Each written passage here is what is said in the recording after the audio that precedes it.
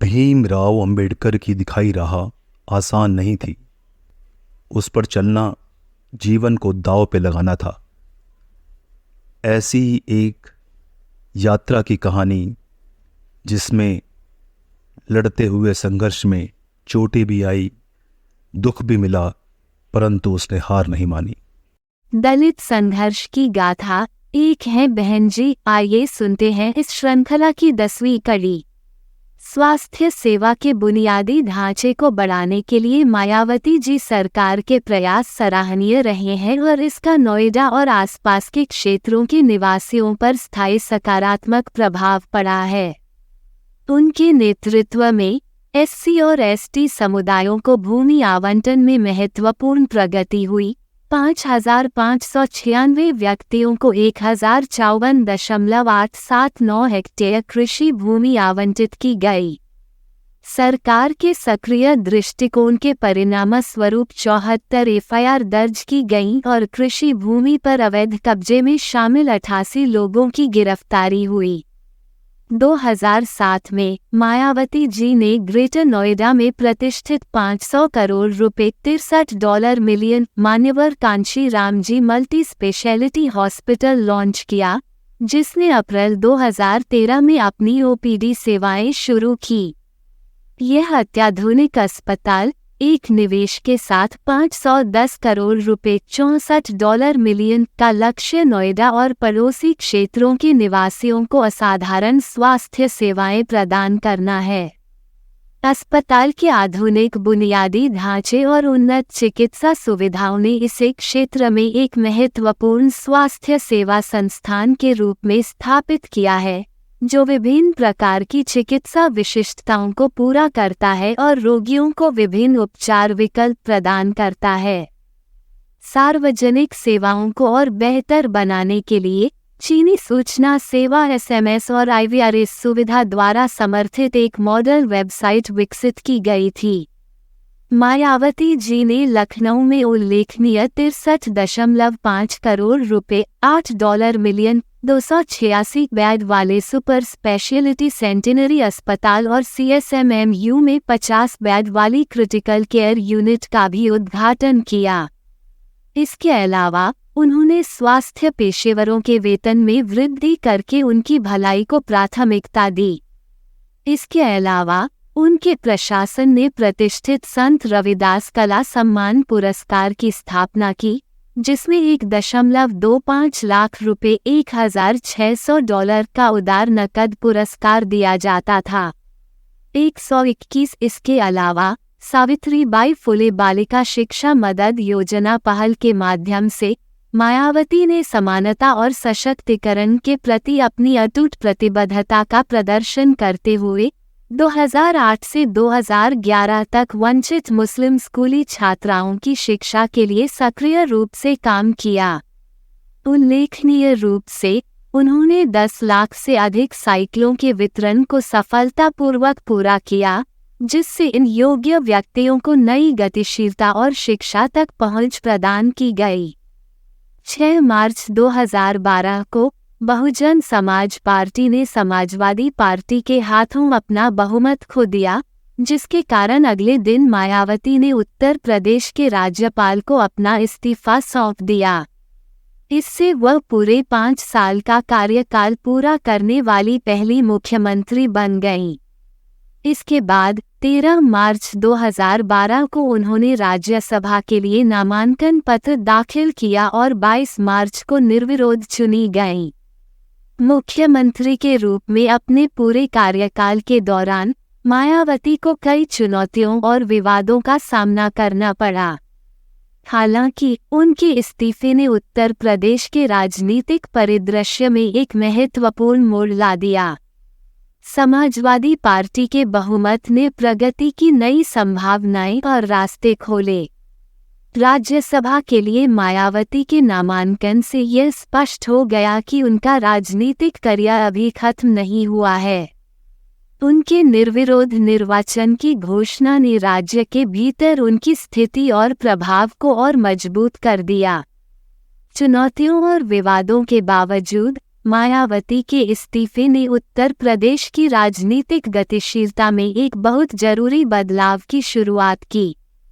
2007 में सत्ता संभालने के बाद मायावती ने 2007 और 2009 के बीच उत्तर प्रदेश को 4 अलग अलग राज्यों में विभाजित करने की वकालत करते हुए कई बार प्रधानमंत्री के साथ पत्र व्यवहार किया।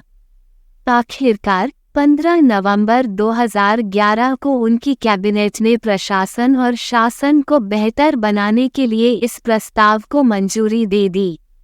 इस निर्णय से राजनीतिक नेताओं और आम जनता दोनों के बीच तीव्र बहस और विवाद छिड़ गया। अधिवक्ताओं ने तर्क दिया कि विभाजन से प्रत्येक क्षेत्र में बेहतर शासन और विकास होगा, जबकि आलोचकों ने इसे सत्ता को मजबूत करने के लिए एकमात्र राजनीतिक पैंतरेबाजी के रूप में देखा। विरोध से विचलित हुए बिना मायावती अपने निर्णय पर अडिग रहीं और विभाजन योजना के कार्यान्वयन पर जोर दिया।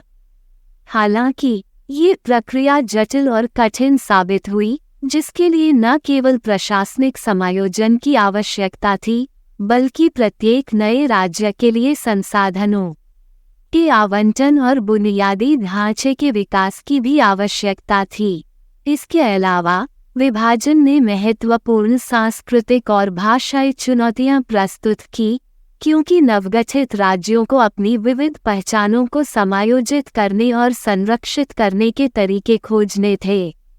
इसके अतिरिक्त राजनीतिक प्रतिनिधित्व और आर्थिक अवसरों को खोने से चिंतित समुदायों में भी विरोध उत्पन्न हुआ।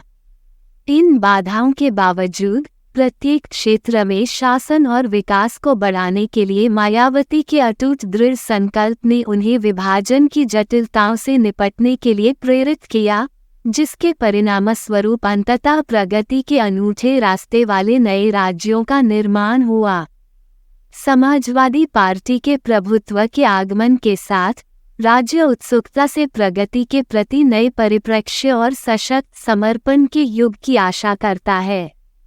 जैसे जैसे मायावती सम्मानित राज्यसभा में अपनी आगामी जिम्मेदारियों को स्वीकार करने के लिए शालीनता से तैयार हो रही हैं, ये स्पष्ट हो गया है कि राजनीतिक परिदृश्य पर उनकी अमिट छाप बनी रहेगी, जिससे उत्तर प्रदेश की सीमा के भीतर एक प्रभावशाली दिग्गज के रूप में उनकी स्थिति मजबूत होगी। मुख्यमंत्री के रूप में अपने कार्यकाल के दौरान मायावती ने पार्कों, दीर्घाओं, संग्रहालयों, स्मारकों, भित्तिचित्रों और बौद्ध और हिंदू, दलित, ओबीसी समुदायों की प्रतिष्ठित हस्तियों के चित्रण सहित कई प्रभावशाली संरचनाओं को बनाने और सार्वजनिक रूप से प्रदर्शित करने की पहल की। ये स्मारक, जिन्हें अक्सर मायावती जी पार्क कहा जाता है, दलित समुदाय के लिए उनके राजनीतिक प्रभाव और अटूट समर्थन का एक शक्तिशाली बयान थे। इन प्रयासों का पैमाना और भव्यता अद्वितीय थी। कुछ स्मारकों की कीमत बहुत अधिक थी और वे व्यापक एकड़ भूमि में फैले हुए थे, जबकि कुछ आलोचकों ने तर्क दिया कि इन निधियों को विकास और कल्याण कार्यक्रमों के लिए बेहतर ढंग से आवंटित किया जा सकता था। मायावती ने अपने फैसले का बचाव करते हुए कहा कि इन स्मारकों का उद्देश्य हाशिए पर रहने वाले समुदायों के समृद्ध इतिहास और संस्कृति को संरक्षित करना और बढ़ावा देना है। ये वापस देने का उसका तरीका था। इन परियोजनाओं से जुड़े विवादों के बावजूद दलित समुदाय पर इनके असर से इनकार नहीं किया जा सकता। ये स्मारक हाशिए पर मौजूद समूहों के लिए सशक्तिकरण और गौरव का प्रतीक बन गए हैं, जिससे उनमें अपनेपन और पहचान की गहरी भावना पैदा हुई है। इसके अलावा वे अमूल्य शैक्षिकी संसाधनों के रूप में काम करते हैं, जो आगंतुकों और विद्वानों को दलित समुदाय के संघर्षों और योगदानों के बारे में जानने के लिए आकर्षित करते हैं। इसके अलावा इन स्मारकों के निर्माण से कई दलित श्रमिकों के लिए रोजगार के अवसर पैदा हुए हैं, जिससे गरीबी कम करने और उनकी आर्थिक स्थिति में सुधार करने में मदद मिली है। संक्षेप में, चल रही बहस के बावजूद इन स्मारकों ने दलित समुदाय के भीतर सामाजिक परिवर्तन और उत्थान के लिए उत्प्रेरक के रूप में काम किया है। एक है बहन जी, दलित संघर्ष की गाथा श्रृंखला की 10वीं और अंतिम कड़ी समाप्त। ऐसी ही जानकारी के लिए हमारे साथ बने रहे। धन्यवाद। आप देख रहे थे गॉड ब्लेस टीवी हिंदी। हमारे साथ जुड़ने के लिए सब्सक्राइब अवश्य करें।